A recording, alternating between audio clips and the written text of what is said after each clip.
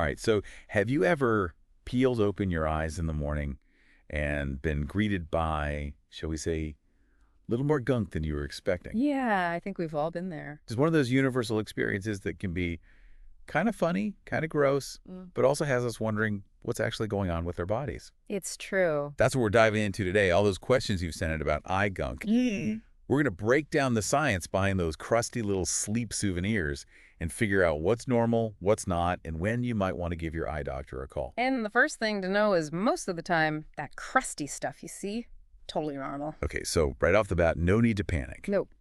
But let's back up a bit for those of us who might not remember our high school biology lessons. What's actually going on there? Go. Why do our eyes decide to stage a gunk fest while we're catching those Z's?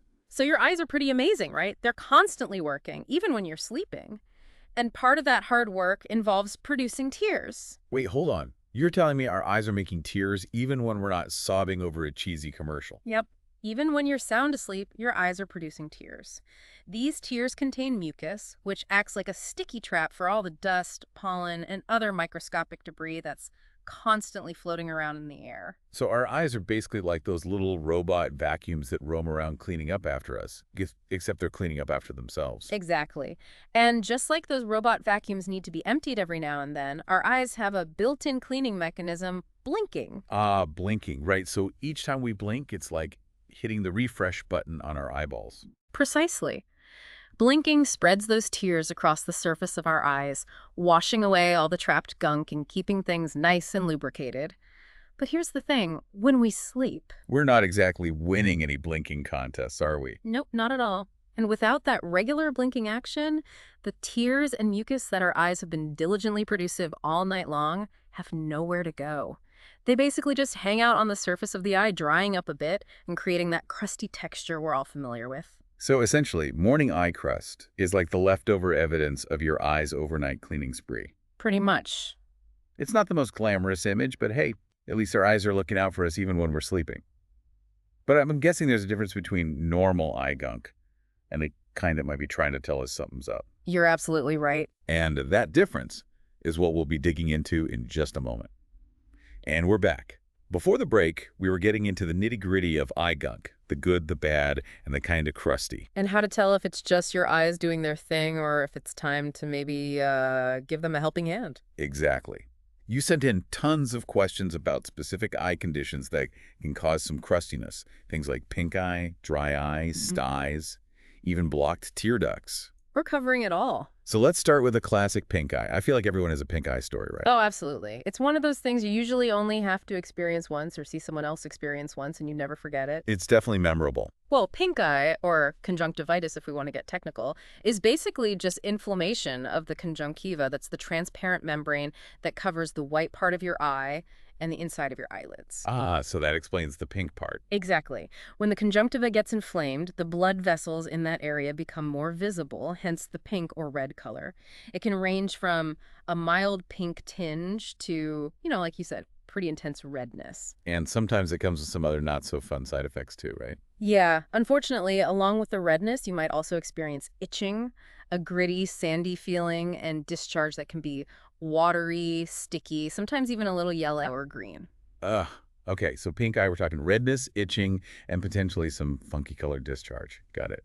Now, what about dry eye? You sent in quite a few questions about that one. Is it like the opposite of pink eye? Kind of. It's not an infection like pink eye, but rather a condition where your eyes aren't producing enough lubrication. Lubrication, so like tears. Exactly. Tears are essential for keeping our eyes comfortable and functioning properly, and when we don't have enough of them, things can get uncomfortable. I bet. Is that why my eyes always feel so dry and scratchy after I've been staring at my computer screen for too long? That's exactly right. Prolonged screen time is a super common culprit when it comes to dry eyes. Other things that can contribute are dry air, wind, certain medications, even just getting older. So basically, a whole bunch of things can mess with our eyes' natural moisture balance. And when that happens, what does that mean for our eye gunk situation? Well, when your eyes are dry, they tend to produce more mucus in an attempt to compensate for the lack of tears. So you might notice your eyes feeling kind of gummy, or you're waking up with more gunk than usual. Interesting. So it's like our eyes are overcompensating, trying to make up for the lost moisture. Precisely. And that extra mucus can trap debris and dry out on the surface of the eye, leading to, you guessed it, more crustiness. Okay, that makes sense. So we've got pink eye inflammation and infection, dry eye, not enough lubrication. What's next? Didn't someone ask about styes? Oh, yes, styes. Those are fun. Fun is an interesting way to describe them. Well, maybe not fun exactly, but definitely something a lot of people have experienced at some point. So what causes those painful little bumps? A stye happens when an oil gland at the base of an eyelash or under the eyelid gets clogged and infected. And those oil glands are important because They produce oil that helps lubricate the eye. But when they get blocked, bacteria can build up and cause inflammation. so that explains the redness, the swelling, the tenderness, and the gunk. Oh yeah, styes can definitely come with some discharge, especially if they rupture. Okay, that's enough about styes for me. Let's move on to something a little less graphic. What about blocked tear ducts? That's another one that popped up in the questions you guys sent in. Yeah, blocked tear ducts are actually more common in babies, but they can happen to adults too. So what exactly does it mean to have a blocked tear duct? It's pretty much exactly what it sounds like. Tears drain out of our eyes through small channels called tear ducts.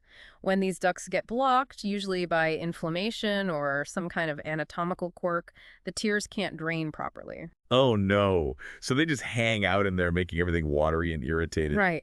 And tears are basically just salty water, so if they can't drain properly, it can create a breeding ground for bacteria. Ugh. Okay. That sounds like a recipe for even more gunk. Oh, So we've got pink eye, dry eye, styes, blocked tear ducts. That's a whole lot of potential culprits behind crusty eyes. And we're back. back for more eye gunk fun. Well, I don't know about fun, but definitely for more eye gunk. We've covered a lot of ground here, from the science of why our eyes get crusty to all the different things that can cause it. But now it's time for the big question. How do we know when it's time to actually be concerned? Like, when is it just a case of grabbing a warm washcloth versus picking up the phone and calling the eye doctor? That's the million-dollar question, isn't it? And the good news is your eyes are actually pretty good at letting you know when something's not quite right. You just have to, listen to them. So what should we be listening for? What are the telltale signs that our eye gunk is trying to tell us something more serious might be going on? Well, a good place to start is just by thinking about what's normal for you. That typical morning eye gunk we talked about earlier, it's usually whitish or clear, maybe a tad crusty, but it wipes away easily with a warm washcloth. No big deal. But if you start noticing any major deviations from that baseline, like a sudden change in color, consistency, or the amount of gunk you're seeing, that's when it's time to pay attention. So we're talking like if your eye gunk suddenly goes from clear to neon green, that's a bad sign. Exactly. Or if it goes from being kind of flaky to super thick and sticky. Or if you normally just have a little bit of crust in the corners of your eyes and suddenly you're waking up with your eyelids practically glued shut, those are all signs that something might be up. And what about other symptoms? Mm. Like we talked about redness, itching, pain. Are those things we should be worried about? Absolutely. Anytime you experience those kinds of symptoms, especially if they're accompanied by changes in your eye gunk, it's a good idea to check in with your eye doctor. It's like our eyes' way of waving a giant red flag and saying, hey, down here, something's wrong. Exactly. And while a little bit of morning gunk is usually nothing to worry about, your vision is precious and you don't want to mess around with it. Very true.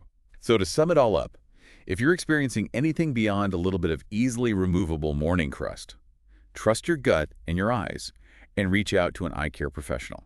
Better safe than sorry. 100%. Well, there you have it. Another deep dive successfully completed. We made it. We did. Hopefully you learned a thing or two about eye gunk, and maybe you'll even look at those crusty little sleep souvenirs a little differently tomorrow morning.